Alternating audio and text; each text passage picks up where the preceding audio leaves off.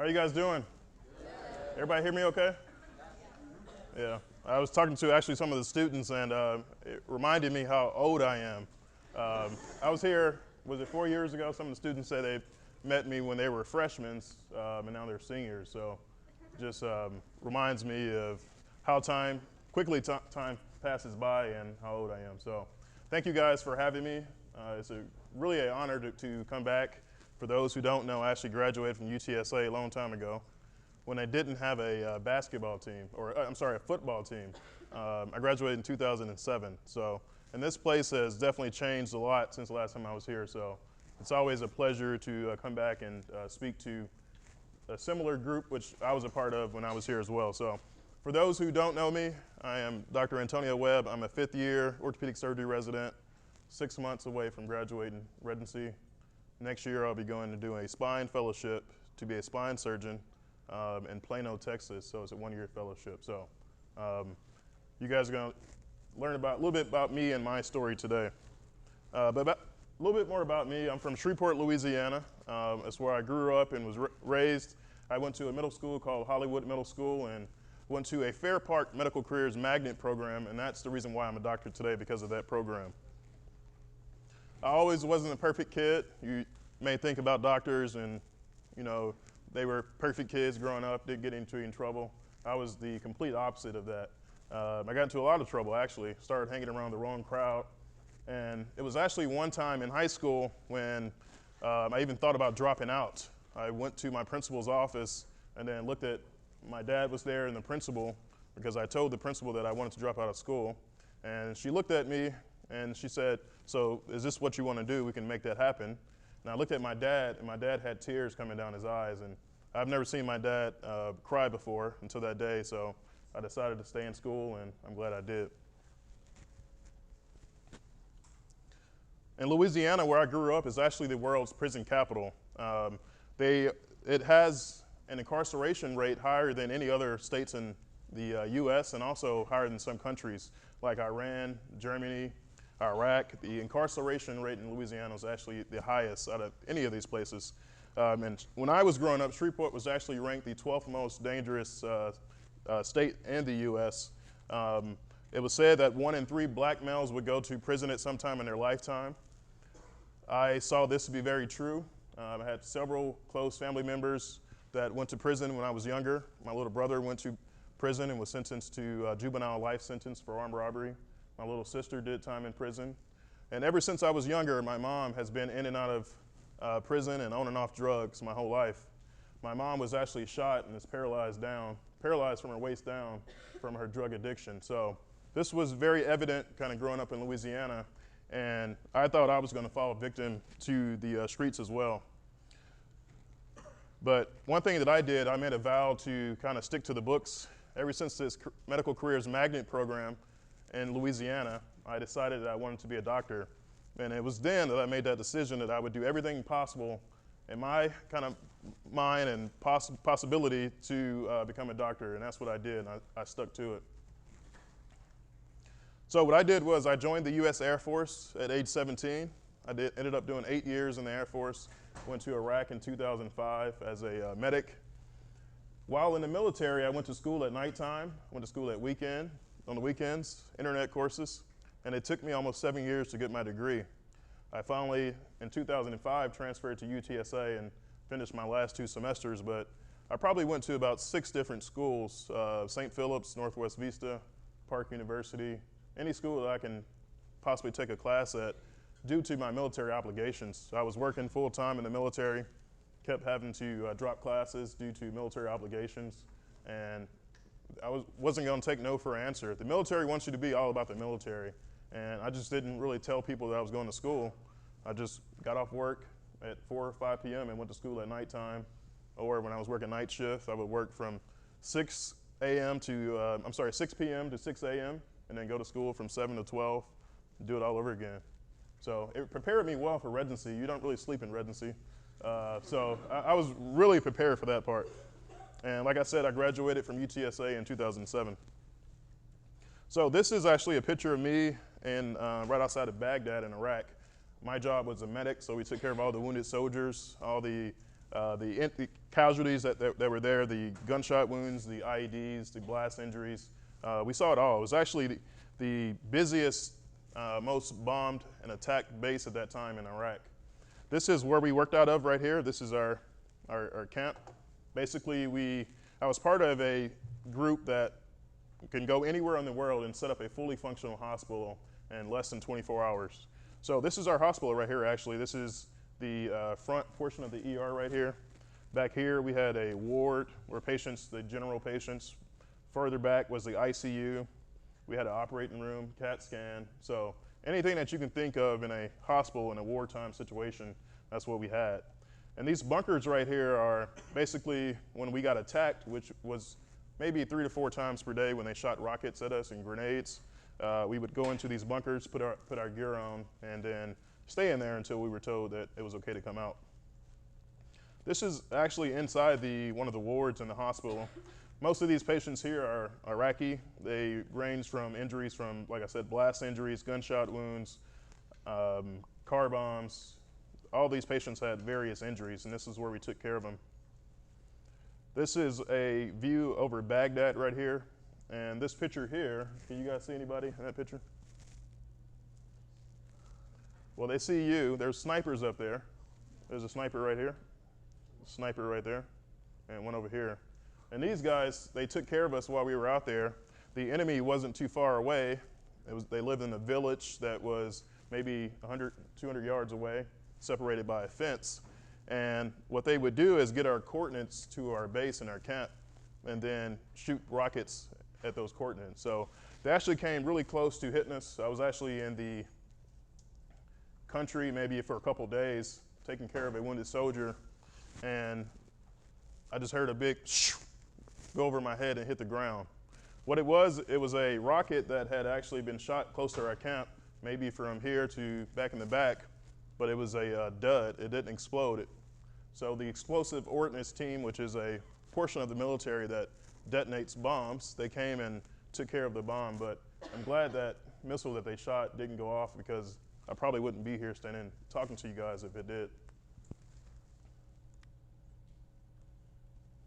So whenever I give talks, I always tell students that there's lots of different paths to reaching your goals, whether you want to be a dentist, a lawyer, surgeon, nephrologist, orthopedic surgeon, hand surgeon, ER doctor, whatever it is that you want to be, there's different paths to that. And I tell students all the time about my kind of experience with my best friend growing up in Louisiana. He's a cardiothoracic anesthesiologist. And in high school, he came up to me one day and he said that he wanted to go to college. And in Louisiana, when I described everything that was going on, I knew I needed to get out of that environment, or otherwise I would have probably been in jail or dead. So I told him that I didn't want to go to college. I wanted to go in the military to basically gain some experience and also get out of Louisiana. And he went off to college. So I went into the military, went to college, got out of the military, went to medical school. He went straight to college, straight to medical school, residency, and he's like 5 years ahead of me as being a doctor. But the reason why I say that is because we're both at the same kind of end goal, which is become a doctor, but we took 2 different paths. So if your friend is sitting next to you and they're taking a different route or a different path, they're going to take a year off, a gap year, or they're applying to a post-bac program or going to travel the world for a year, that's okay. You both will eventually get to that same end goal if you want to be a doctor. So lots of different paths that you can take to ultimately reach your goal. So these are some of the jobs that I had along this path. I was an EMT. We got trained in the military as EMTs, critical care technician. I worked in the ICU doing that. I also got my LVN, and then a medical student, and now an orthopedic surgeon. So in 2007, when I got out the military, I started applying to medical school, and I thought that my medical experience, everything that I had been through, and my history would actually help me to get into medical school. But I was in for a rude awakening because when I applied, I didn't get any interviews my first time. And I think I applied to almost every program. So I took that really hard. I got back up and I started applying again, got some tutoring, studied for the MCAT, a lot longer, a lot harder. Took preparatory courses. I took Kaplan and Princeton. I'm still mad about how much I paid for those courses. Then I kept applying. I applied for my second time. I got maybe 1 or 2 interviews, but then I got rejected again, my second time. So what I did was, since that medical magnet program in Louisiana, I told myself that I would do anything in my possible might to become a doctor, so I wasn't going to give up. And I tried again my third time, ended up getting into a post-bac program at Georgetown, and that's where I graduated from medical school. But this is one of the letters here that I received. I won't say which school sent me this letter, but they told me I wasn't a good fit for their institution. I just keep this email as a reminder, as motivation to me. I look back at this email and say, I use that as motivation. So in medical school, I went to Georgetown. It's 4 years, as you guys know. It's competitive. Your first 2 years are in the classroom, third and fourth year in the hospital, and then you do residency. Residency, you guys know what that means? It means to reside. You reside at the hospital. So I actually have my own room at the hospital. I have a bed, I have a refrigerator, I have a shower in my room. So I'm there like all the time. But during my fourth year of medical school, I was actually given the opportunity to go to Liberia, to JFK Hospital. I went with one of my other classmates who is from there. We went to go do emergency medicine and also general surgery. And this is just a picture in the hospital, one of the wards. We were seeing a patient and doing our rounding. And these windows here was the only source of like cool air. The hospital didn't have any air conditioning. So I spent a lot of time by that window right there. This is what they gave me to operate with, this little gown right here. So we were actually doing a case. I forgot what we were doing, but I looked at them funny when they gave me this to put on instead of a sterile kind of gown. This is a picture in the ER. I think this kid back here had TB. This kid here had, I'm not sure, but this lady here had a diabetic foot ulcer. And it's just astonishing to see some of the conditions that were there, and patients that normally would get seen here and get treated, they just didn't happen there. So I actually visited a couple of schools while I was there and talked to some of the students. This was a grade school. We actually took a picture with the students afterwards, and I saw some of the kids off in the corner. They were kind of giggling, and I don't know, they were looking at me, maybe pointing my direction.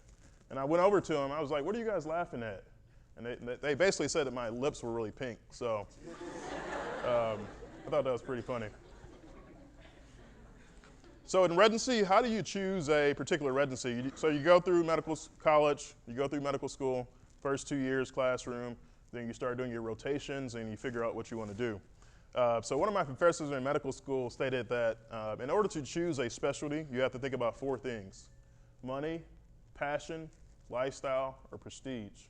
And you have to figure out what's most important to you. So if you want to make a lot of money, you're going to have to give up your lifestyle. Like a neurosurgeon, they're at hospital all the time, but they make a lot of money, but their lifestyle suffers because of that. If you want to be a pediatrician, we need pediatricians, good ones, but the prestige is not there. At the same time, your money is going to be a lot lower than a neurosurgeon. So you have to figure out what is important to you, and that's how I was taught to pick a specialty. And the match process, for those who don't know, you interview there in your 4th year of medical school. I interviewed at 14 places. I went to Harvard, Stanford, Cleveland Clinic, Baylor, Northwestern, UT San Antonio. Ended up choosing this program here. This is my #1 choice out of all those programs. And a computerized system kind of picks out, they match you up with a particular program, and it's called the match process, and that happens every year during your 4th year of medical school. I came across this one day. I thought it was pretty funny, how to choose a medical specialty. So it says, what's the problem? If you like everything, family medicine is probably a good, you can deliver babies, you can treat patients with diabetes or hypertension. If your class hates you, and actually do you like to cut, then yes. What do you do in your free time? If you like driving shiny cars around LA, you can go into plastic surgery. If you like strip clubs, I don't know why it says this, orthopedics. If you like penis jokes, you can be a urologist. So if you just happen to find yourself and you're just dumbfounded, you can't figure out what you want to go into, you can just use this as a supplement. So orthopedic surgery residency is 5 years. It's a long 5 years. And then you do optional 1-year fellowship. You can do sports medicine, spine surgery, which is what I'm doing, foot and ankle, oncology, trauma, joints, hand surgery. So lots of different options that you can choose from. And it's similar to medical school when you interview. I had to interview for fellowship as well. So I went on maybe 12 interviews for fellowship, and it's a similar process to interviewing for medical school as well as residency. But in our program, most programs are pretty similar. We have weekly lectures that are taught by professors. So when I got into residency, I was like, man, I made it. I don't have to go to class anymore. But I was in for a rude awakening to find out that we had lectures each week. Our work hours, how many hours you guys think I work a week? 80? What do you say? 1,000, man. I don't know if I'd be able to do that. So it ranges. Right now I'm on trauma surgery. I was actually on call last night. On trauma surgery is our busiest rotation, which when a patient comes in with a gunshot wound, I've seen a patient come in from a plane crash, and then his wife ran behind him and said, "I told you not to go up there." Started yelling at him. Stabbings, car accidents, people jumping off bridges, suicide attempts, everything you see as a trauma. And last night it was just me and an intern that was in the hospital. I slept most of the night because I'm a chief resident, but he was up running around throughout most of the night. But it depends on which rotation you're on. Trauma surgery is a busier rotation. I probably average about 120 hours a week. I usually work 30 hours every 3 days. So I was on call last night. Today is Monday, right? So I'm on call again on Wednesday. So, and I go in around 5:30 in the morning, and I get off the next day, I don't know, when work is done, 10 or 11 o'clock, 12 o'clock sometimes later. So it gets better though. Like my intern last night was running around, kept calling me and waking me up throughout the night about different questions that he had, which is okay. I was in that same position, but I get to sleep at night and study or do whatever, while the younger kind of residents get to do most of the work. So that's how it operates in residency. And once you're done with medical school, I thought also that the testing would end. Testing never ends as a doctor. So you're going to always take a test, whether that it's an in-training exam. Every year, November, in residency, we have an 8-hour test. And it covers anything in orthopedic surgery, from anatomy, physiology, from hand surgery, foot and ankle surgery. I also had an organic chemistry question on my test last year about like the Krebs cycle. No, organic chemistry is biochemistry, right? The Krebs cycle. So that's every year. That's actually coming up in about 3 weeks.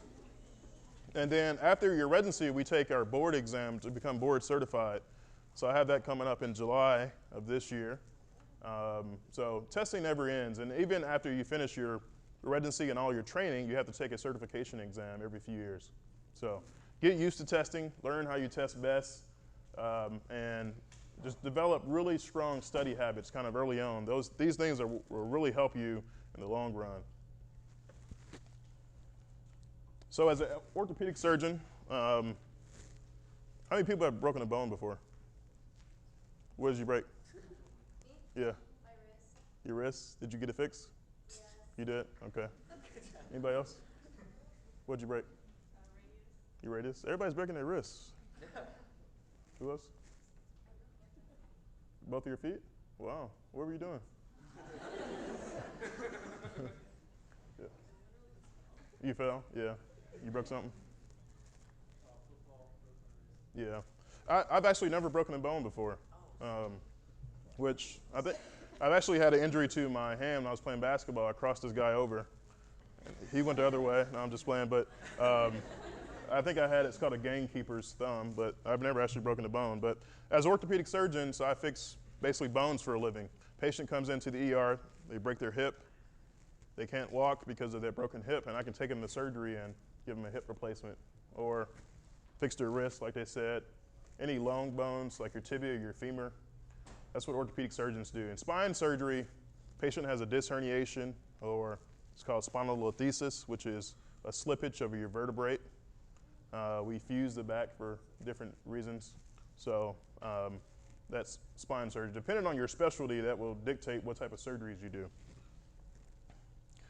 One particular specialty is sports medicine. This is RG3 here, who tore his ACL.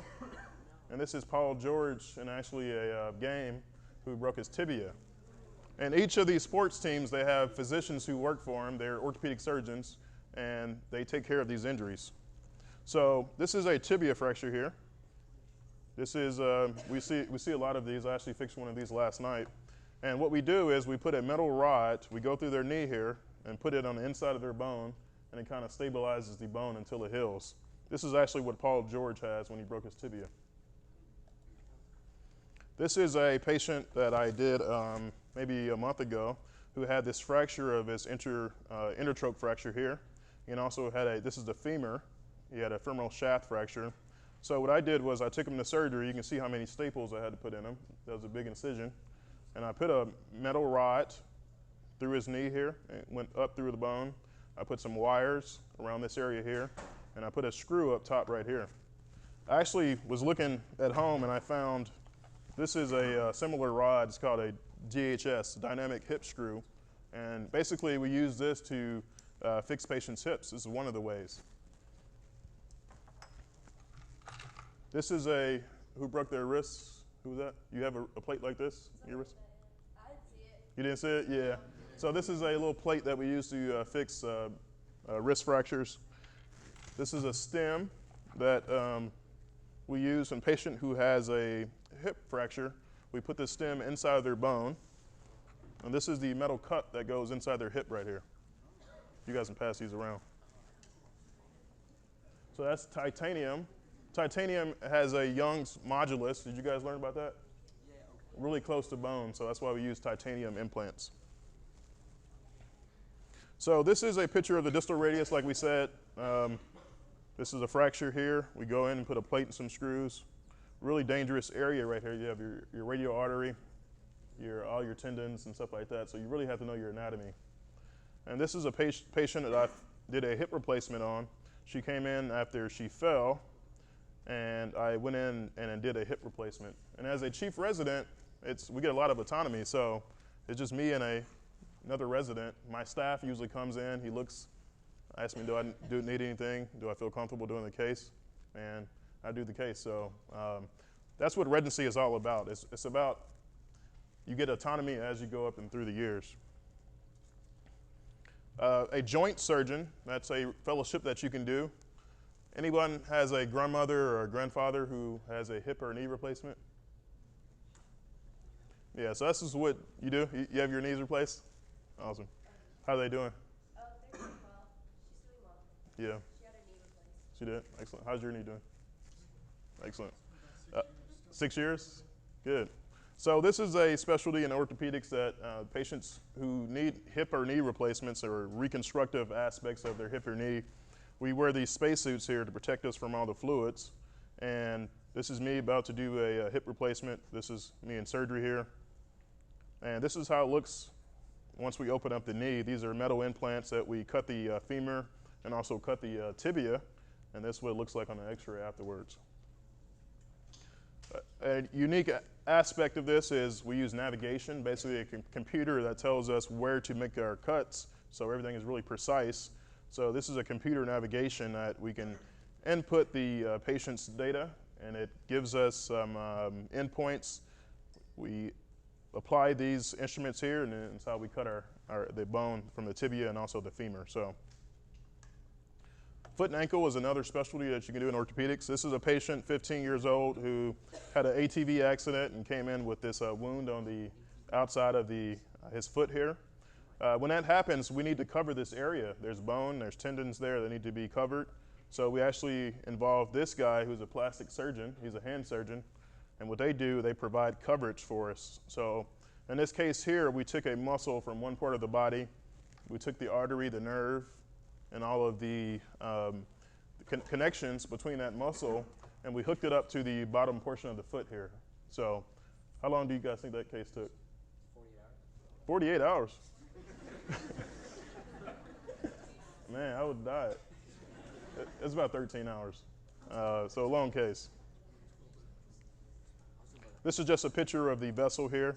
We use a microscope to tie up the artery and the nerve. It's almost like the size of a pencil lead. So you can imagine you have to have really steady hands to suture up a nerve or artery. This is what it kind of looks like after everything kind of heals up.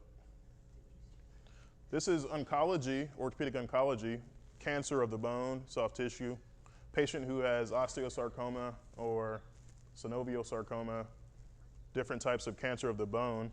This is one of the procedures here that I've done, assisted in maybe 2 or 3 of these. It's called a rotation plasty, which if a patient has a cancer of their femur, this bone right here, and the tumor is so large that if we take out that portion of the tumor, their leg will be really short. So what we do is we cut that portion of the bone out and we turn their leg around. So their ankle here is their new knee. So it goes into this prosthesis here, and that patient can run, they can walk and play basketball or do any type of sports. So this was a young kid that we did, I think he was maybe 9 or 10, osteosarcoma of the distal femur.